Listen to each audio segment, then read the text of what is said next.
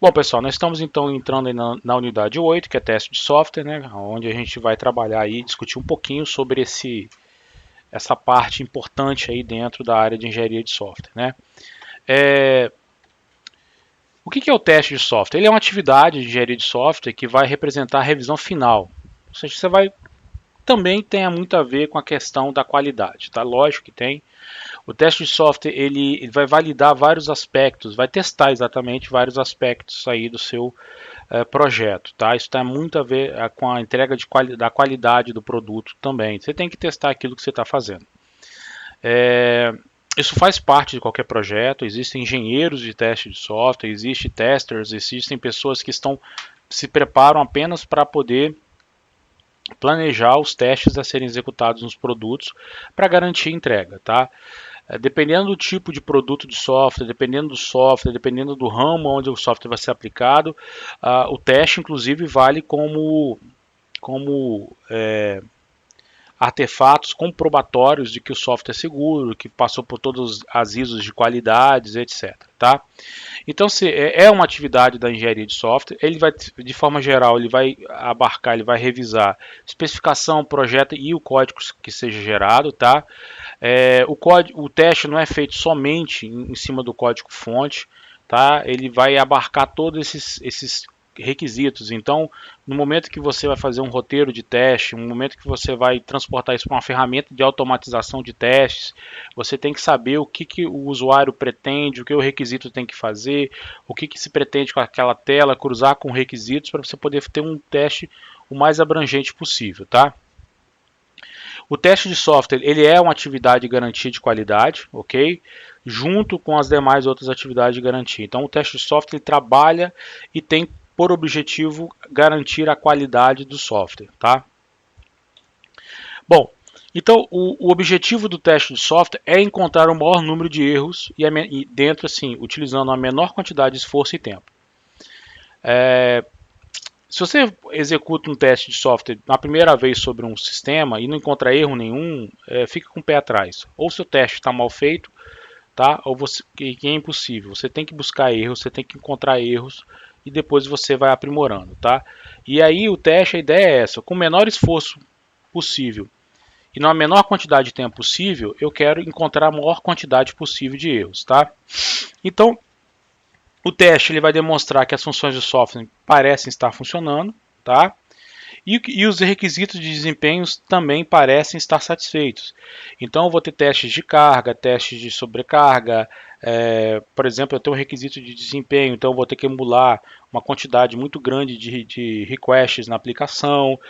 E aí, ou seja, eu vou fazer testes de estresse sobre a aplicação para garantir com que aqueles requisitos que compõem o conjunto de funcionalidades, o conjunto de desejos que o meu usuário quer está sendo muito bem atendido, tá? O que é erro e defeito, tá? Erro e defeito são coisas diferentes, tá? E não existe muito consenso dentro da literatura da engenharia de software, tá?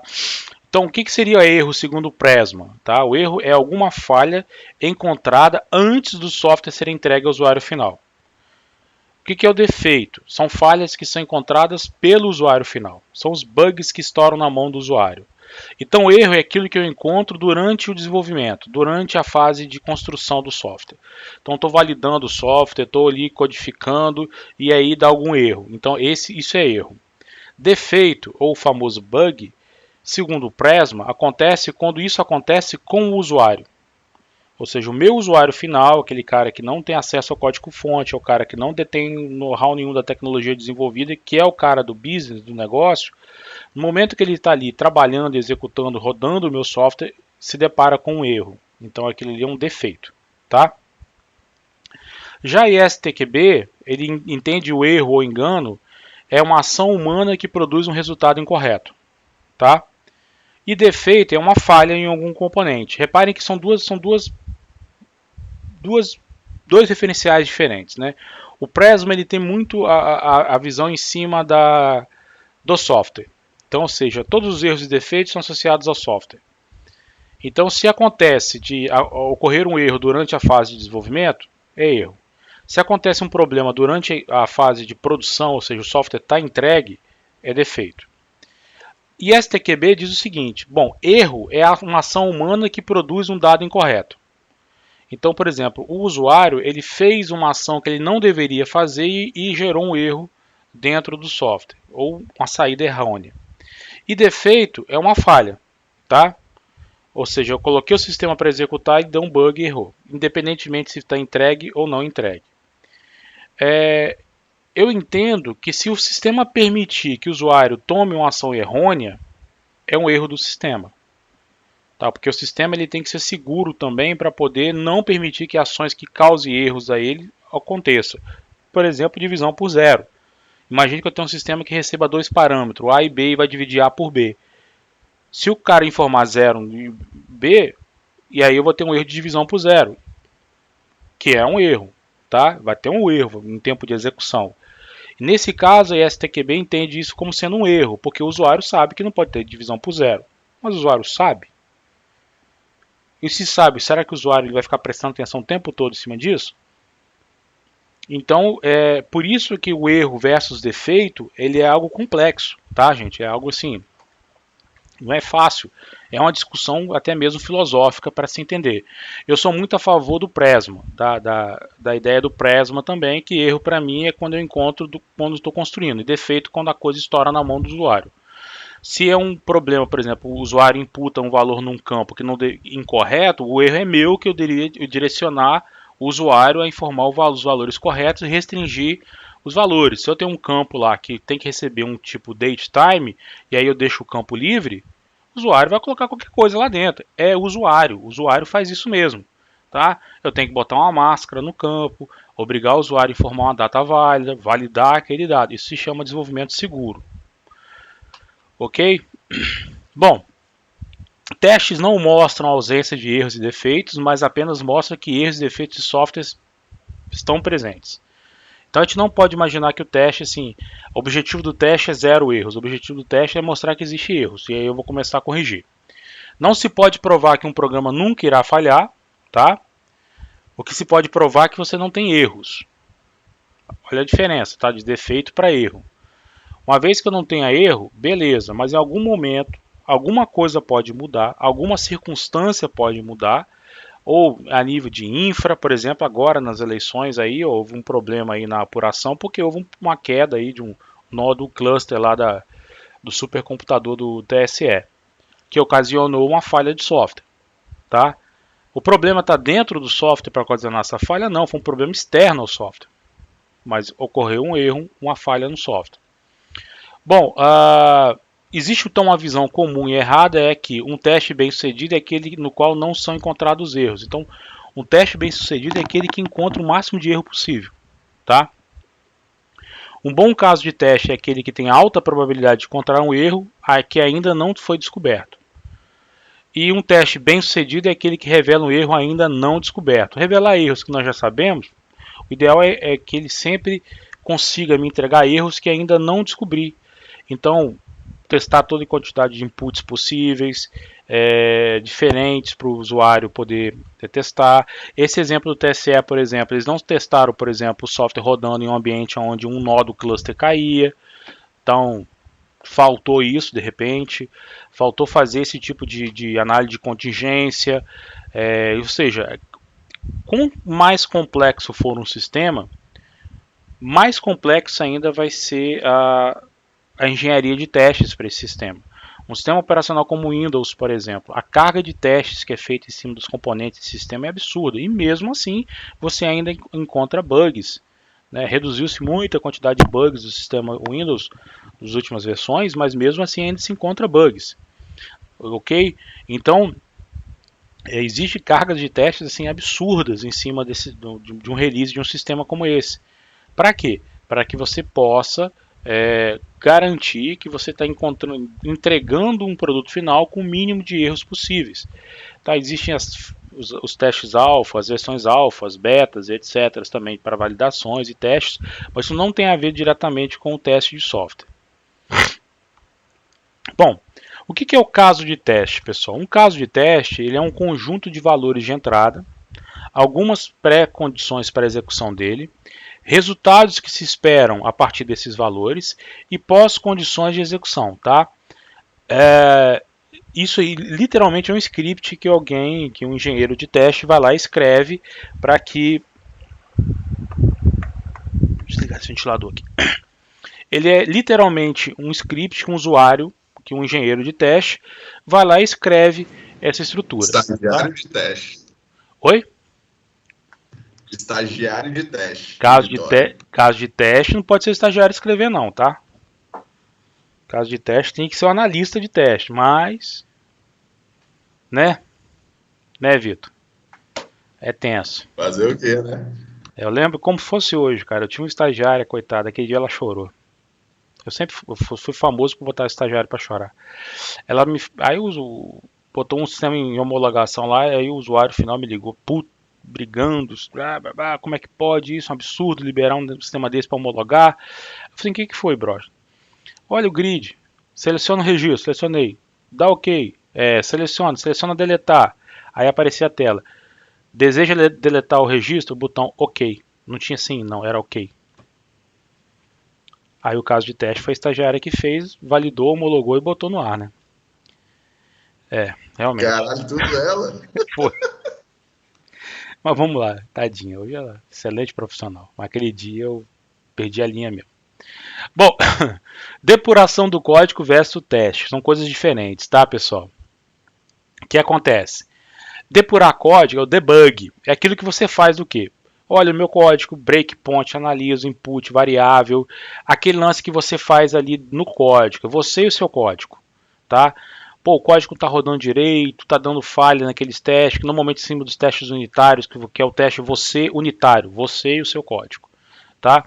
Está dando erro ali naquela funcionalidade, não está compilando, estou fazendo alguns testes passo a passo aqui, fiz o famoso teste chinês, o teste de mesa, coisa que vocês não fazem, que é para o papel literalmente, simular a execução ali no papel, validar depois lá na execução do teste. Então isso é o debug, tá? Usando ferramentas de debug, hoje em dia você tem ferramentas de debug, etc. As ideias são extremamente bem desenvolvidas para isso. Já o testar, que é o testing, é o processo que consiste em identificar defeitos. Ou seja, é um processo que em todas as atividades do ciclo de vida você vai aplicar, que vai estar muito voltada para planejamento, preparação e avaliação. Ok? Então, ou seja, testar não é debugar. Tá? Debugar é uma coisa, testar é outra.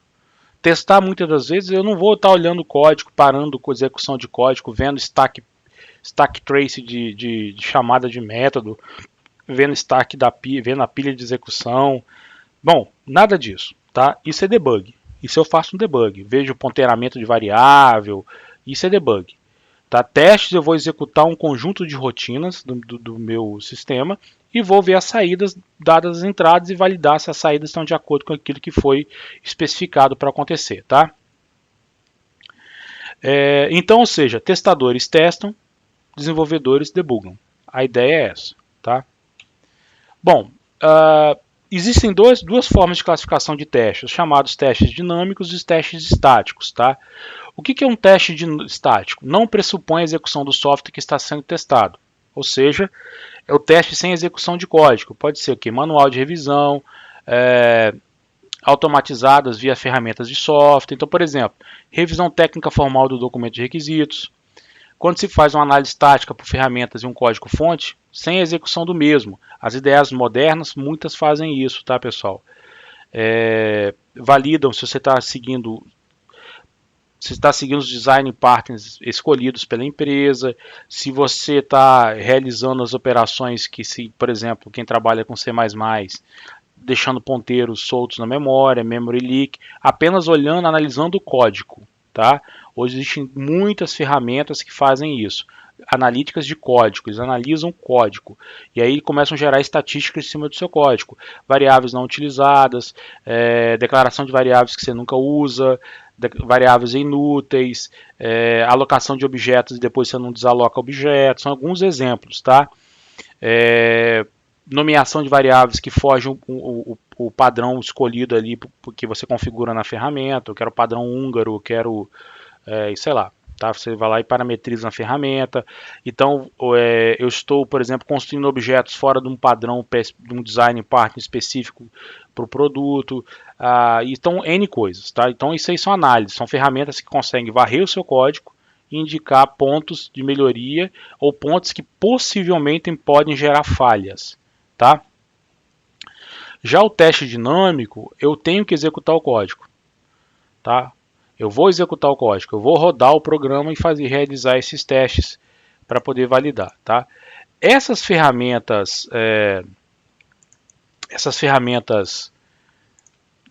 que eu acabei de falar aqui de análise de código, etc., tem muita ferramenta no mercado. Tá? Quem trabalha com Visual Studio está acostumado a ter esse tipo de ferramenta, ele faz bastante isso. Você tem alguns plugins específicos lá, Code Run e outras, que acabam também, às vezes, sobrecarregando bastante o ambiente de desenvolvimento, tá? Porque é algo que está rodando ali em paralelo, mas te auxilia bastante. Bom, quem são os envolvidos, então, no teste de software, tá? Então, no planejamento da estratégia de teste, é desenvolvido pelo gerente de projeto, pelo engenheiro de software e pelos especialistas de teste. Então esses caras vão sentar, eles vão pegar os requisitos, vão pegar lá tudo aquilo que está sendo planejado e vai começar a planejar os testes para poder executar sobre o software aí, para poder validar o teste.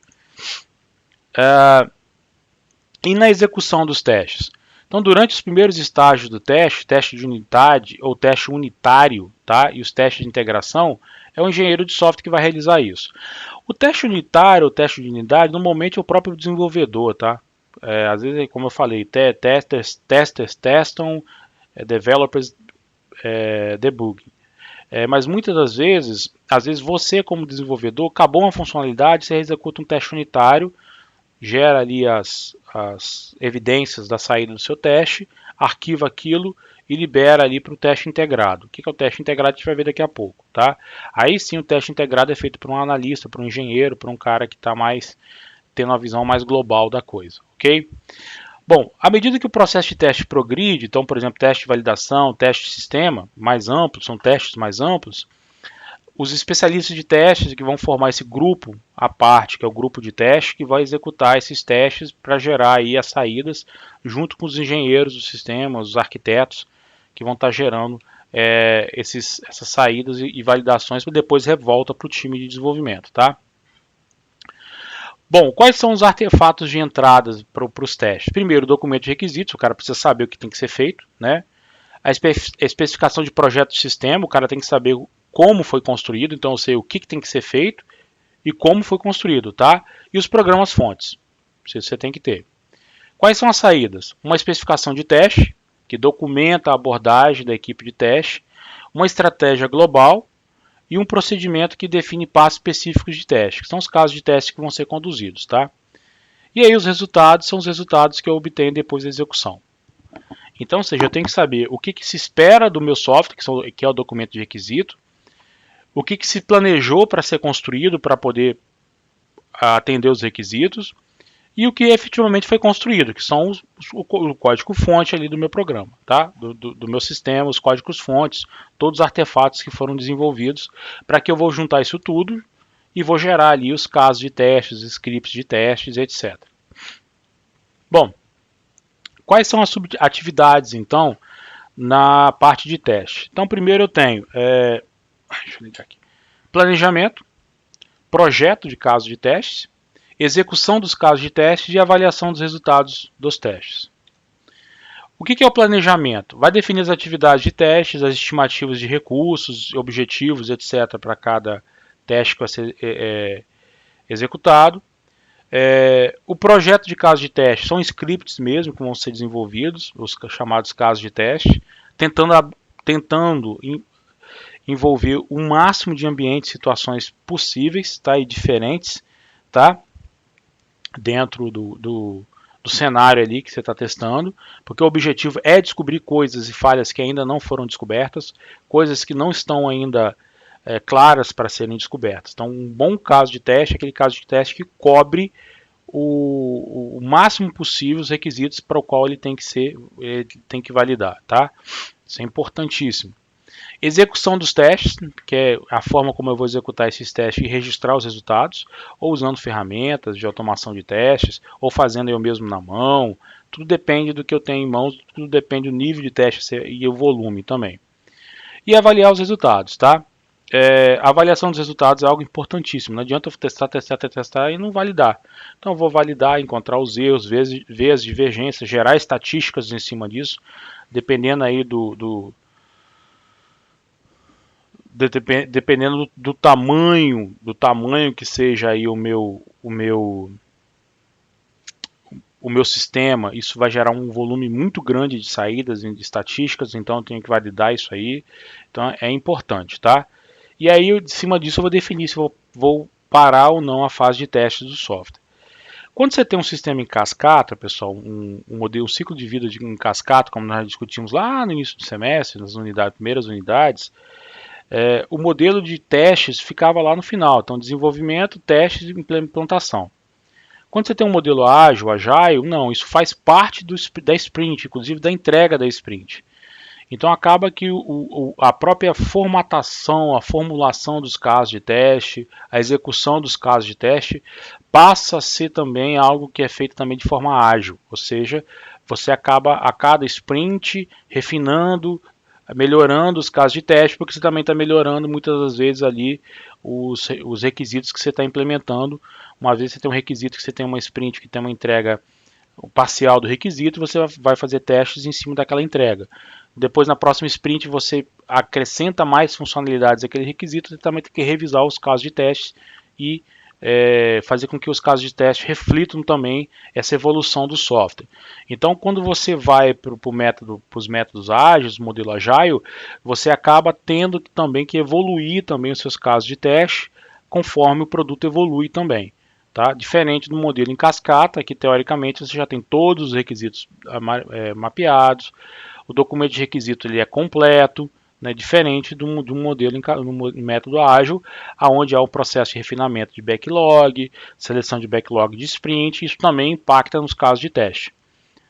Não quer dizer que não tenha teste, tem, mas a forma como você vai planejar e construir os casos de teste também tem que seguir a metodologia ágil. Tá? Também vai ter que seguir a metodologia Agile e vai ter que evoluir e se adaptar dentro das nuances que possam surgir durante as sprints do desenvolvimento.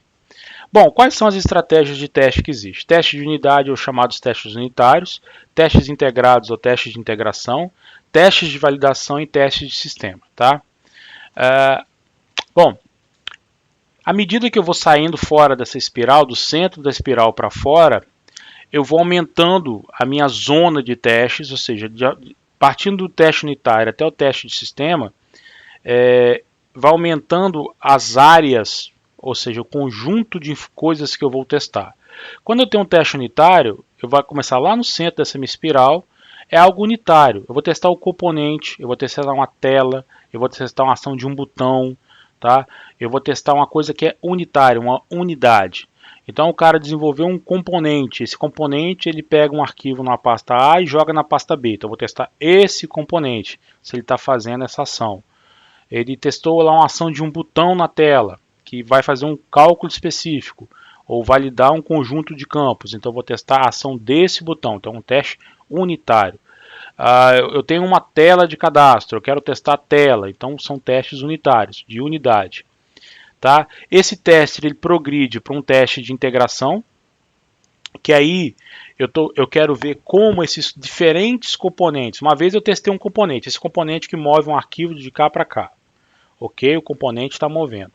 Agora quando eu pego esse componente e insiro ele dentro do sistema junto com outros componentes, como é a integração dele dentro do sistema. Se ele simplesmente pega um arquivo e copia para cá, sem verificar se esse arquivo está bloqueado, se o arquivo de destino está disponível, se o arquivo de origem existe, se ele, ao copiar daqui ele tem que se comunicar com outro componente, que esse outro componente vai lá e ler esse arquivo e fazer uma ação sobre o arquivo. Então, ou seja, existe comunicação, existe integração.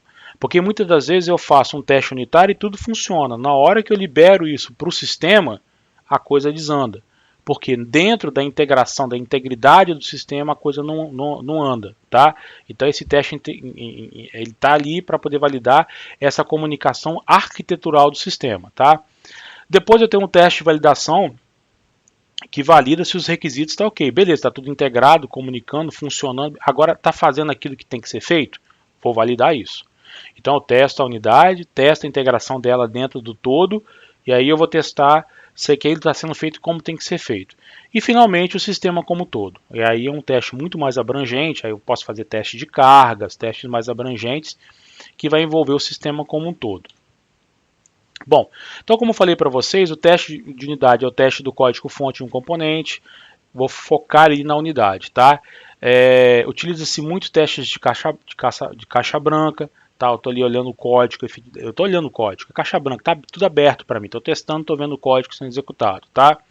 E normalmente é feito pelos próprios developers, os próprios desenvolvedores executam esses testes. Como ele é limitado, ele é uma abrangência limitada, porque eu estou focando naquela funcionalidade, naquela componente em particular, naquela classe em particular, ou naquele conjunto de classes em particular, acaba sendo limitado àquilo que está ali. Tá? E aí eu tenho todo acesso à execução, código-fonte, etc., para poder testar. Uma vez testados os componentes individuais do programa, eles devem ser integrados para criar um sistema ou completo ou parcial. Tá? E esse processo de integração, como eu falei para vocês, envolve juntar partes. Todo sistema componentizado é um conjunto de componentes que interagem entre si, interdependentes, interagentes, que têm um objetivo em comum, que é resolver um problema, entregar um requisito. Tá? E aí eu vou ver como esses componentes em conjunto se integram. Então vou testar essa integração desses caras aí. Tá? Se as comunicações estão ocorrendo, se aquele cara do exemplo, ao copiar o arquivo na pasta de destino, aciona o outro componente que vai processar esse arquivo, tá? Se esse cara que vai lá na pasta de origem valida junto com outro componente que é o file system, se esse arquivo está ali, então, ou seja, eu vou validar toda essa parte de integração, tá?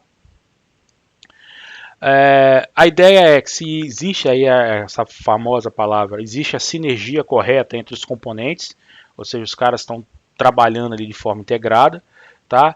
E aí ele está muito voltado às interfaces entre os componentes. O que são interfaces? Exatamente seria o que? A comunicação tem duas faces aonde elas se tocam. Então se imagina que os componentes têm faces, são as faces que se tocam. E aí, normalmente, como esses componentes se tocam? Através de métodos, chamadas de métodos, arquivos, estruturas de dados compartilhadas. Então tudo isso tem que ser validado, tá? Bom, para validar, para fazer o teste de integrado ou teste de integração, você tem que saber como é que vai ser a arquitetura do seu sistema. Pô, eu tenho um sistema baseado em microserviço, microservice. Então, mais ainda, como é que é a integração entre esses caras? Ó, vou derrubar um serviço aqui.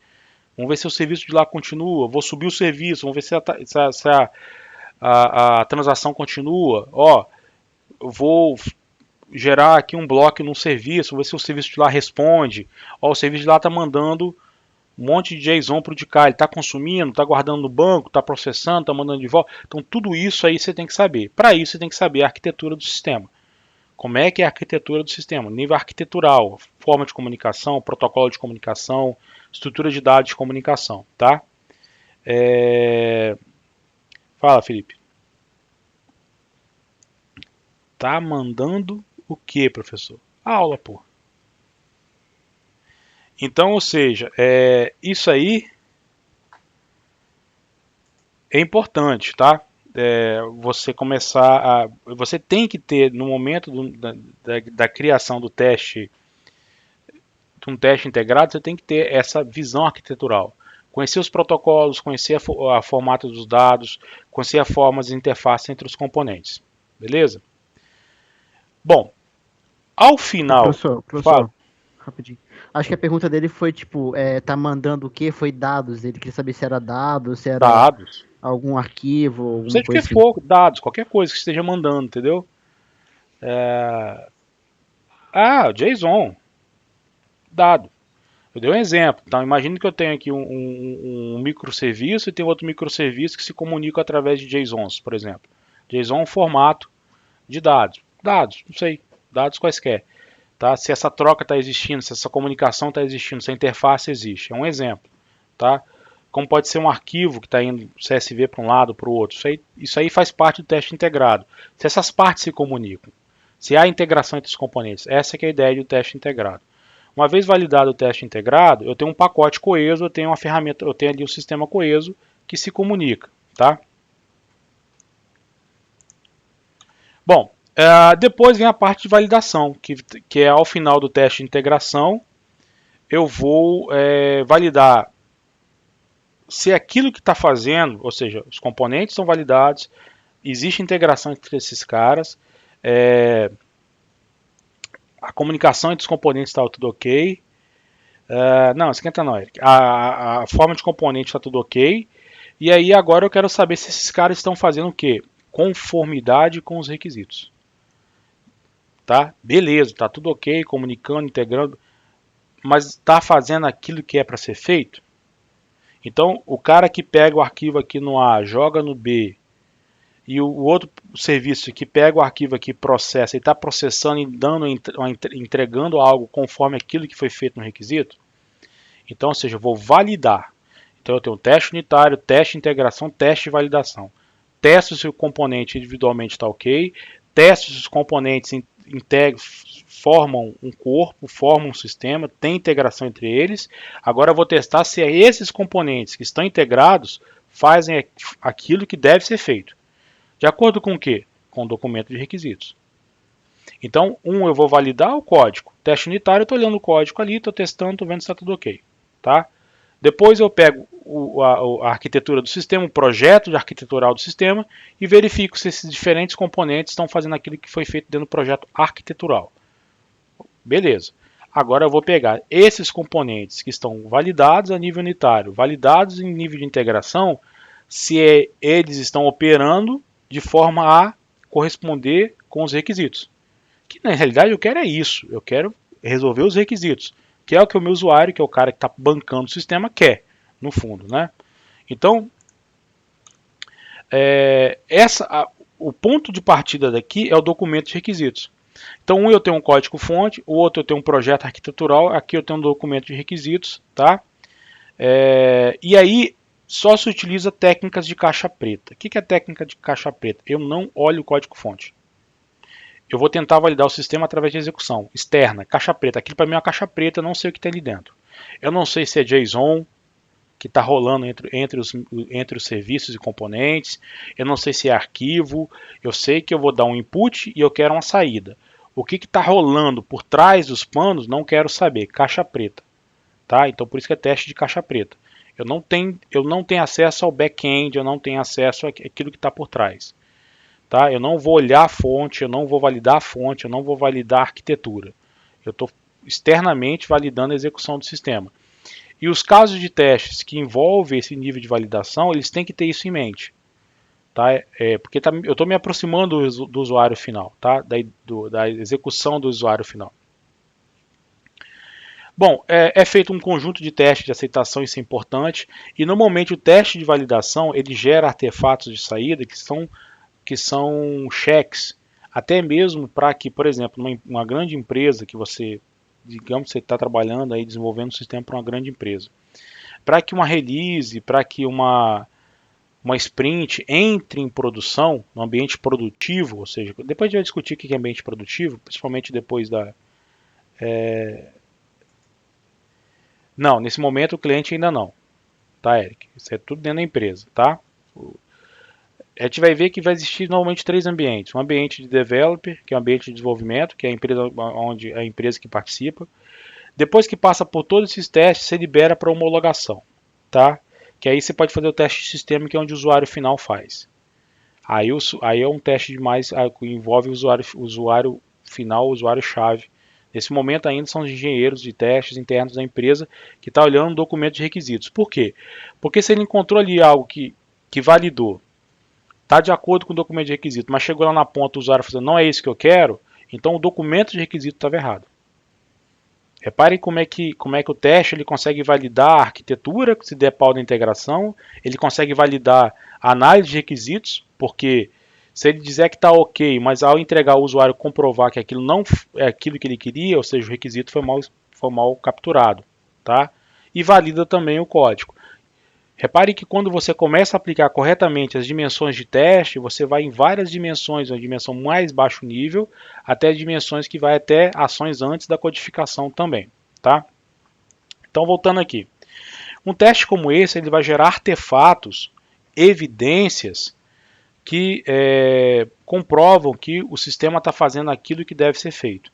Aí esse conjunto de evidências você entrega para a equipe lá de transition, que nós chamamos, a equipe de transição, que vai pegar essas evidências, avaliar as evidências, pegar o release que você está mandando, preparar o pacote e botar em produção. Tá? E fica documentado que foi feito os testes para isso. Isso é importante. Bom, quando o software é desenvolvido como um produto para vários clientes, não é prático realizar testes formais de aceitação para cada um deles. Né? Ele é muito legal. Eu posso trazer os clientes, tá? Por exemplo, aqui, ó. Aqui foi até a pergunta que o Eric falou. Quando é coisa muito específica, eu posso até trazer clientes também, entendeu? Mas eu normalmente aqui não envolvo cliente, não. Eu gosto de envolver cliente lá em cima, tá? Bom, e nesse caso você começa a desenvolver versões alfa e betas aí, à medida que vocês vão descobrindo erros e vão ajustando também. Que aí você pode deixar isso aí na mão do cliente aí, porque eu tenho vários clientes e então vou começar a criar versões testes, né? Versões que vão evoluindo até a versão final, alfa e beta. O que é o teste alfa? É conduzido na instalação do desenvolvedor com os usuários finais. Normalmente, versões alfa são versões com muitos bugs. Tá? Quem já foi tester de software aí, de versões alfa, aí, é muito bug mesmo. Tá? Depois você tem a versão beta, que aí você joga lá dentro da área de homologação do seu cliente para ele poder validar. Normalmente a versão beta é quase a versão final, onde você faz mais testes e você está bem próximo da versão final aí do seu software, tá? Hoje em dia eles usam muito o termo nightly, né? Ou seja, versões de um dia para o outro, daily, nightly, mas é alpha e beta, tá? Basicamente é isso. Alpha é aquilo que acabou de sair dentro dos desenvolvedores, foi feito o teste de integração, a probabilidade de ter muito bug é alta, muito, é alta. Mas você já está tendo, tem gente que adora versões alfas, porque você já está tendo os primeiros contatos aí com as novas features do sistema, tá? Beta é quase já a entrega final. Eu trabalhei muito tempo com softwares beta da Microsoft, que foi muito tempo MCT, trabalhei com muitas vezes testando. Então tinha lá o Visual Studio Beta, C Sharp Beta. Tinha umas dores de cabeça, mas eu gostava porque a gente sempre trabalhava com os últimos releases, as últimas features, né? E às vezes acontecia com grande frequência, alguma feature que eu gostava muito na versão final não aparecia mais, por algum motivo os caras retiravam. Né? Ou porque apresentou erros, ou quis entender que aquele momento não era um momento apropriado para liberar a feature. Bom, teste de sistema. O software é apenas um dos elementos dentro do sistema, e então, no final o software é incorporado com outros elementos, hardware, no banco de dados do final, dentro do hardware final e etc. Tá? Esses testes estão fora do escopo de processo de software e não são executados nem pelos engenheiros de software em geral. Tá? Eu prefiro que esse ambiente esteja lá no cliente e o cliente faça esses testes. Normalmente a gente faz no ambiente de homologação do cliente antes de ir no ambiente produtivo. Tá? Então existem alguns testes também. Testes de recuperação, caso haja alguma falha. Testes de segurança, para verificar mecanismos de invasão, segurança, de penetração e etc. Testes de estresse, para estressar o sistema mesmo com cargas. E testes de desempenhos também que são feitos. Mas evidentemente tem que ser feito dentro da arquitetura do cliente. Tá? Não adianta eu fazer tudo isso na minha arquitetura e quando jogo na arquitetura do cliente é totalmente diferente. Outra versão de Windows, outro sistema, outro nível de capacidade de processamento, firewalls configurados diferentes, então isso tudo tem que ser alinhado, porque senão não adianta. Então eu tenho que já estar dentro de um ambiente bem próximo do ambiente produtivo para validar isso. Tá? Bom, as técnicas de projeto de caso de testes podem ser agrupadas. Testes de caixa branca e técnicas de caixa preta. Tá? O que é caixa branca, então, pessoal? Fundamenta-se em um enzima rigoroso detalhamento procedural, foco nos testes de partes de código e componentes. Estou olhando o código, estou olhando ali, ó, baixo nível, tá? Ou seja, estou vendo sequências. Então, os caminhos lógicos são executados. Eu estou validando ali um nível bem baixo o meu sistema, tá?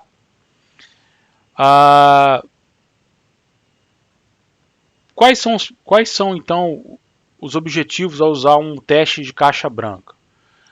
Garantir que todos os caminhos, independente de um método, tenham sido exercitados, ou seja, eu vou testar ali todas as opções diferentes do meu código, todas as variações diferentes dentro do meu código, para execução ali do algoritmo que eu estou testando, tá? Testando a lógica também, dentro ali, tem várias ifs, elses e condições de testes lógicos. Então eu vou variar as variáveis ali nos valores possíveis para verificar todas as combinações possíveis ali para os testes lógicos. Executar ali também o controle dos loops, se em algum caso entra algum loop indefinido, ou se tem loop que nunca é executado, ou se tem loop que nunca para também. Então são problemas também que eu tenho que validar. E também se as estruturas de dados internas estão ok, estão sendo tratadas da forma como devem ser tratadas, etc. Instanciadas, liberadas. Ou seja, um teste de baixo nível mesmo. Teste de caixa branca eu estou olhando o código, tá, gente? Estou envolvendo com componentes e código. Então estou num nível bem baixo. Já teste de caixa preta, eu estou olhando requisitos funcionais, tá? Eu não vou levar em conta o que acontece ali dentro do software. As lógicas, as condicionais, as estruturas de repetição, as estruturas de dados do código. Eu vou ter um conjunto de dados de entrada, o meu programa, que vai ser uma caixa preta para mim, e a saída. E vou comparar a saída com aquilo que é esperado, ou seja, a saída que eu obtive versus a saída esperada. Tá? Esse é o teste de caixa preta. Eu não vou focar dentro, eu vou focar em si na execução. Não sei como é feita por dentro, não sei como é que é feita a execução por dentro. Não me preocupa isso nesse momento. Minha preocupação é dado a entrada, dado a saída, compara a saída com aquilo que é esperado. Bom, não é uma alternativa às técnicas de caixa branca, ao contrário, é uma abordagem complementar que mais provavelmente descobrirá uma classe diferente de erros que da caixa branca. Normalmente, testes da caixa branca pegam que tipo de erros? Erros de lógica. Normalmente acontece, né? Você está ali numa expressão lógica. Erros de tratamento de dados, alocação de memória, memory leaks, erros de loops infinitos, codificação. Não estou falando aqui de erro sintático, tá, gente?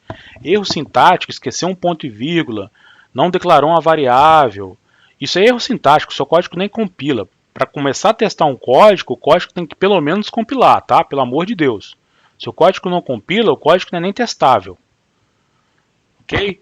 Então, às vezes os alunos pensam que o erro de compilação é erro de software. Não, isso é erro de programador, que não sabe a sintaxe correta da linguagem. O seu código tem que minimamente compilar. Ele está compilando? Beleza, agora eu vou começar a fazer os testes em cima do software. Então o teste de caixa branca ele vai pegar coisas mais baixos níveis. Como eu falei, um erro de lógica. Então eu tenho lá uma expressão relacional lá que se for verdadeira faz tal coisa. E aí eu começo a mudar os valores das variáveis que estão dentro da expressão. E começo a ver que aí eu vou fazer um teste de mesa. Ó, se eu botar A igual a tanto, B igual a tanto e usar a expressão relacional que está ali, a expressão relacional, tinha que executar tal procedimento. Vou lá no meu código, simulo isso, não executou o procedimento. Opa, errei a lógica aqui na hora da implementação. Vou mudar, tá? Tô tendo problema aqui de memory leak porque esse ponteiro aqui eu não liberei depois da execução. Devido à não execução da lógica, eu não libero o ponteiro lá do objeto tal, e é isso aí, tô tendo problema de memory leak. Então, ou seja, isso é caixa branca. Já a caixa preta, ele vai me dar um outro nível de classes de erros. São classes de erros de funcionalidades. Ou seja, dada a entrada, eu não obtive a saída esperada. Mas eu não obtive a saída esperada por quê? Não sei, estou dizendo, não deu certo. Então aí eu vou ter que descer o nível para entender por que não obteve a saída esperada, tá? Bom, quais são as características então que esse cara tenta encontrar? Funções incorretas ou ausentes, erros de interface de comunicação, erros em estruturas de dados, erros de comportamento ou de desempenho e erros de inicialização em términos. Essa é a ideia do teste de caixa preta. tá? E aí, pessoal, a gente fecha então essa parte dos testes, que eu acho que aí tem as referências para vocês. O que é muito importante para vocês em termos de teste é saber que teste não é somente aquilo do que fiz, compilou, tá valendo. Eu tinha um estagiário que era assim, compilou, tá valendo, o cara jogava as coisas em produção, até o belo dia que ele jogou em produção um sistema que apontava para o banco de desenvolvimento. Imagine a confusão que foi. E o teste ele tem várias dimensões. E uma das dimensões é fazer aquele teste unitário de componente, testar a integração dos componentes, validar se os componentes estão fazendo tudo direitinho e validar o sistema como um todo. Que aí eu vou fazer tudo isso. Nos testes ali de validação, normalmente, dependendo do tipo de produto, eu posso trazer o usuário final, ou então, como a gente vai ver na próxima unidade, eu vou criar um ambiente específico para que o usuário final faça esse teste de homologação na casa do usuário, na infra do usuário, para que eu possa ter essa validação sem interação dos engenheiros de software e deixar o usuário final validar ali o teste, tá? Se eu tenho um produto, e aí eu tenho uma grande gama de usuários, então eu posso criar versões alfas, versões betas desse software para distribuição dentro de um grupo restrito de usuários. Então eu seleciono um grupo restrito de meus usuários e libero para eles versões intermediárias. Uma versão alfa, ele já sabe que vai ser uma versão com muitos erros, e aí ele vai me reportar esses erros, eu ajusto esses erros, libero uma versão beta, essa versão beta também reporta um número menor dos erros, e aí vai chegar num momento que eu vou dizer, tá bom, vamos liberar então um release, uma versão final, uma versão final. Então isso são nuances aí, características dentro da área de teste de software. Ok, pessoal? Então a gente chega ao fim dessa unidade 8, né? O que eu vou pedir agora para vocês